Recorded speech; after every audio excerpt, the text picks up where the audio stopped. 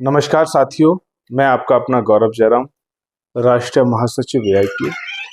साथियों, इस वीडियो के माध्यम से मैं आपको जानकारी देना चाहता हूं रेलवे ग्रुप डी के मामले को लेकर के ITI के संबंध में अभी की क्या अपडेट है, उसको लेकर के आप तमाम लोग मुझसे फ़ोन करके पूछते हैं, तमाम लोग मैसेज करके पूछते हैं, तो संभव नहीं हो पाता है कि सभी को कॉल रिसीव किया जाए।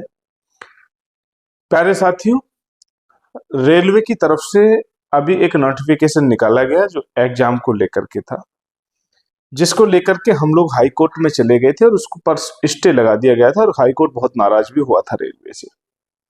उसके तुरंत कुछ दिन बाद रेलवे की तरफ से एक और कृत्य किया गया कि बच्चों का जो फॉर्म एक्सेप्ट हुआ नहीं हुआ, वो पोर्टल ओपन कर दिया गया, जिसकी खबर पूरे देश के अंदर में अखबारों में भी छपी और तमाम जगह पे इसका चीजें चलाई गई। कुछ यूट्यूब के हमारे साथियों ने उसको अपने तरीके से मसाला लगा करके प्रस्तुत किया, जिससे कि उनका निजी फायदा हो जाए, उस लिए और बच्चों को गुमराह करने का प्रयास किया।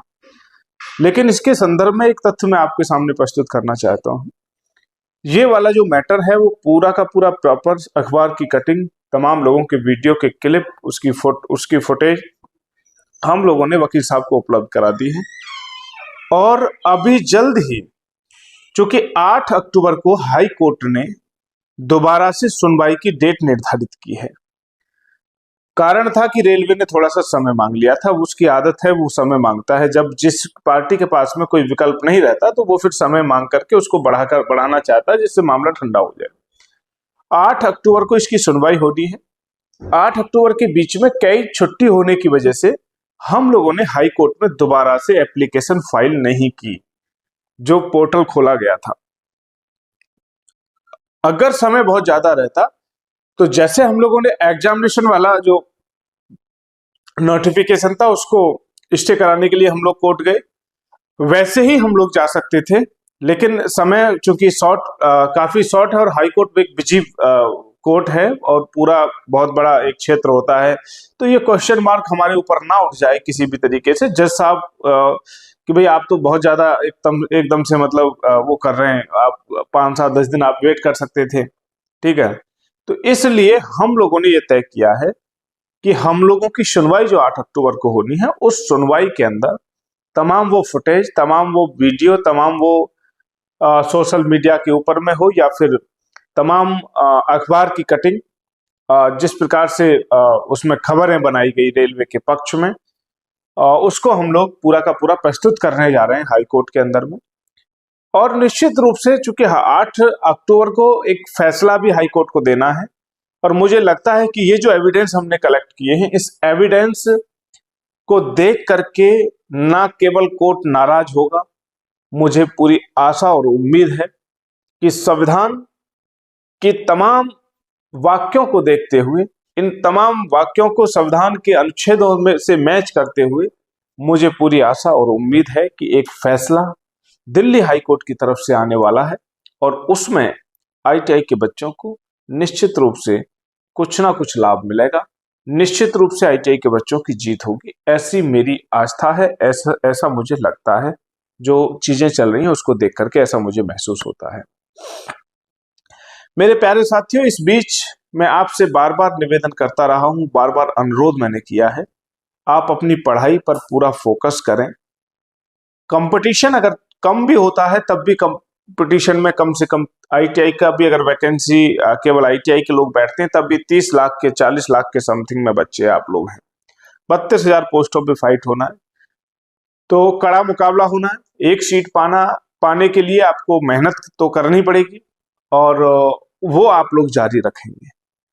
दूसरी बात मैं आपसे इस वीडियो के माध्यम से ये कहना चाहता हूं, बहुत सारे बच्चे बहुत परेशान हैं, बहुत सारे बच्चे मैसेज करते हैं, फोन कॉल करते हैं और बार बार हमारे समझाने के बाद मैंने कहा पीछे वीडियो में भी कि 1.5% मात्र देश के अंदर में सरकारी नौकरी होती है और बाकी 99%, 98.5% लगभग जो डेटा है वो ये कहता है कि वो प्राइवेट सेक्टर है। 1.5% जो डेटा है वो ये कहता है कि ये गवर्नमेंट का सेक्टर है। तो आप लोगों के दिमाग में एक प्रेशर बना हुआ है कि सरकारी नौकरी नहीं तो कुछ नहीं, सरकारी नौकरी नहीं तो कुछ नहीं। ये आपकी डेडिकेशन होनी चाहिए, मैं इसका स्वागत करता हूं कि सरकारी नौकरी मुझे लेनी है, ये फर्स्ट प्रायोरिटी हमारी होनी चाहिए, फर्स्ट चॉइस हमारी होनी चाहिए। लेकिन इसका मतलब ये नहीं कि अगर नौकरी नहीं तो हम कुछ नहीं, हम अपना जीवन समाप्त कर देंगे, हम कुछ नहीं कर पाएंगे, हम ये कर देंगे वो कर देंगे। इस तरीके की विचार लाना मन में, मैं समझता हूं कि ठीक नहीं है। फिर आप ये समझ लीजिए कि हारे हुए इंसान हैं, आप कभी जिंदगी में जीत नहीं सकते हैं। अगर आपके मन के अंदर ये भाव आ रहे हैं तो आप जिंदगी में कुछ भी नहीं कर सकते हैं और ना आपने पीछे कुछ भी किया है। आप केवल एक एक्सक्यूज तलाश रहे, एक बहाना तलाश रहे कि कम से कम मैं उस बहाने के बल पे अपने घर वालों को संतुष्ट कर सकता हूं, पड़ोसियों को संतुष्ट कर सकता हूं, रिश्तेदारों को संतुष्ट कर सकता हूं। लेकिन याद रहे कि वो बहाना आपको संतुष्ट कभी भी नहीं कर सकता है।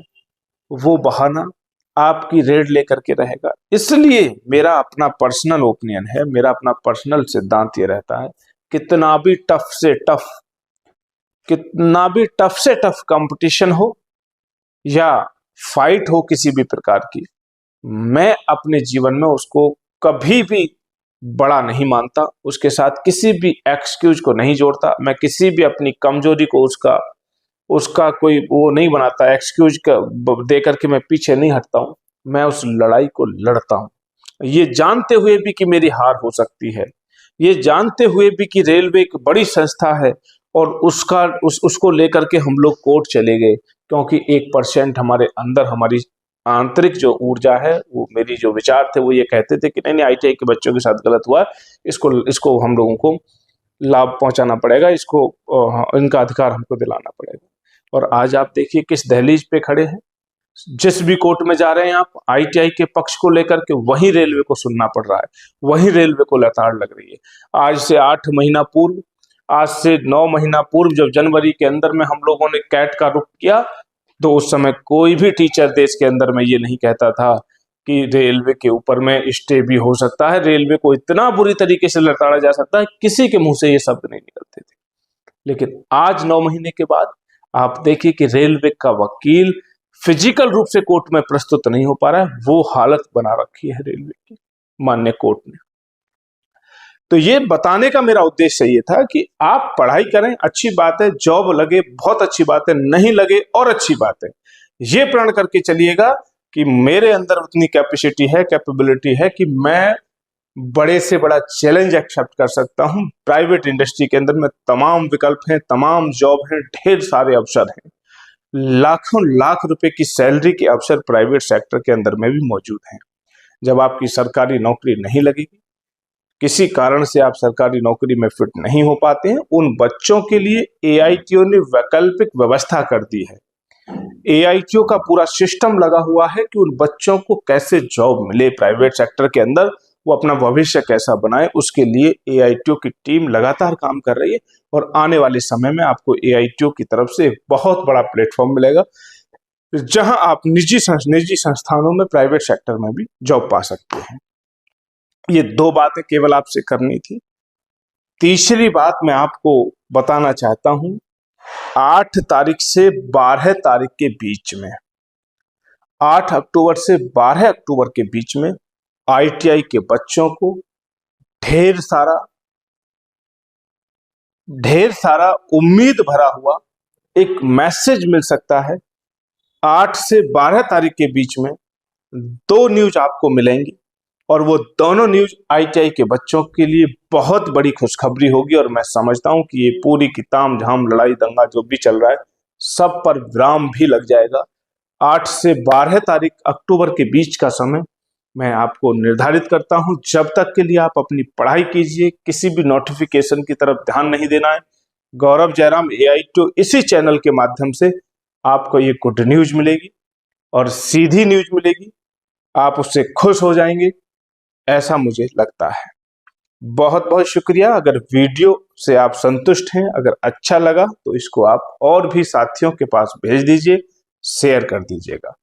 और अगर आप इस चैनल के साथ में जुड़े रहेंगे तो इसको आप सब्सक्राइब कर लीजिएगा जिससे कि निरंतर आपको सही गाइड मिलती रहे। ITI के परिवार को आप लोग निरंतर मजबूत करते रहें। बहुत बहुत शुक्रिया। Thank you very much.